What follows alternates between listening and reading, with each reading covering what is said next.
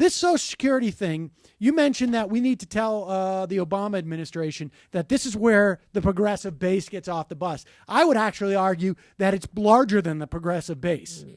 Well, I mean, and polling has shown this. There's polling that we've done at Campaign for America's Future. There's polling that every independent outfit, MSNBC, NBC, Wall Street Journal, CNN. What polls the worst across the board is cutting Social Security. Democrats, independents, Republicans, Tea Partiers. Tea Party. Nobody wants it. So what the Republicans will do is, once this cut to Social Security happens, they will say, Barack Obama, head of the Democratic Party, was the one responsible for cutting your Social Security. It will destroy the Democratic Party. I think there will be nothing left of the Democratic Party. It will be associated with cutting Social Security in this of freaky world. Let's talk about how we send this message. Is it, how much talk should there be about primarying Barack Obama at this point? Well, I personally would not go there. I would argue that any primary challenge has almost always been debilitating for that party. I can't think of a time where there was a primary challenge where that guy won and everything was hunky-dory after that. That's not what I'm talking about.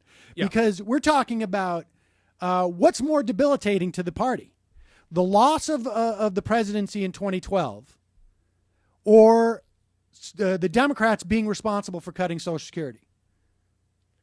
It would be politically disastrous for the president to embrace Social Security cuts. I agree with that. But I don't know if we have to get into the primary challenge discussion now. I mean, there's a game afoot to send that message to the president that you don't want to do this. You don't need to do this. The polling is not on your side. The policy is not on your side. It's politically not on your side. It's a disaster 8 ways to Sunday. And the louder we send that message to him now, because everyone gets into a bubble when they get into the presidency. It's hard to break out of that sometimes. This happened with Clinton. Clinton was talking about taking a whole chunk of the Social Security Trust Fund and throwing it into Wall Street.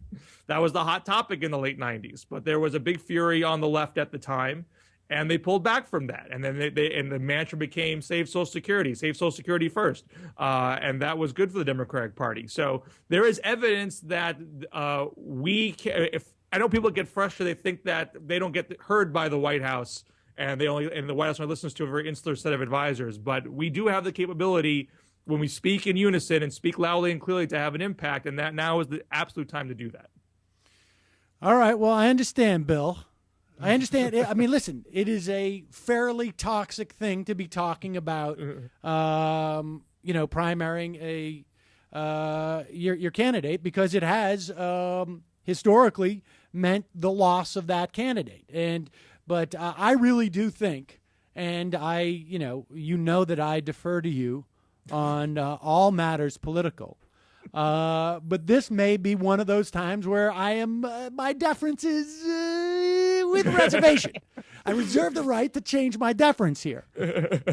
That I think that there is an argument to be made that the cutting of Social Security by a Democratic president essentially will make the Democratic Party impossible to regain any footing, such that it may be best to become a minority party for a while that actually has values and some foundation from which to build upon, than a party that is destined to lose the majority status anyways in 2012, perhaps, because they cut Social Security.